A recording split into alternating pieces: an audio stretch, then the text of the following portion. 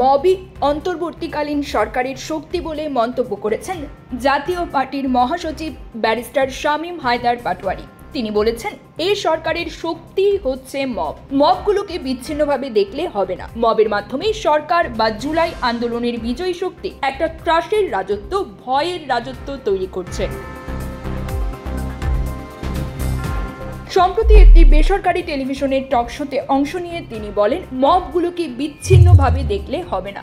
সরকারের শক্তি এখন এই মব, আন্দোলনের বিজয়ী শক্তি এখন জনগণ নয়, বরং মবের মাধ্যমে ত্রাস কায়েম করে রেখেছে। তিনি দাবি করেন, বর্তমানে মিডিয়া থেকে শুরু করে বিচার বিভাগ পর্যন্ত সবই এই মবের প্রভাব ও ভয় থেকে মুক্ত নয়। যে জায়গায় সবচেয়ে নিরাপত্তা থাকা উচিত সেই আদালত পাড়ায়ও মব হচ্ছে। এটা অত্যন্ত দুঃখজনক।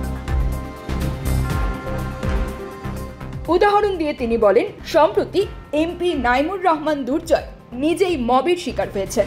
তাকে পুলিশ 50 থেকে 60 জন মিলে রক্ষা করেছে, কিন্তু যারা আক্রমণ করেছে তাদের কাউকে সঙ্গে সঙ্গে গ্রেপ্তার করা হয়নি। তিনি আরো বলেন, যাদের বিরুদ্ধে অভিযোগ আছে তারা যেন বিচার প্রক্রিয়ার মাধ্যমে নিজেকে প্রমাণ করতে পারে, সেটাই কাম্য।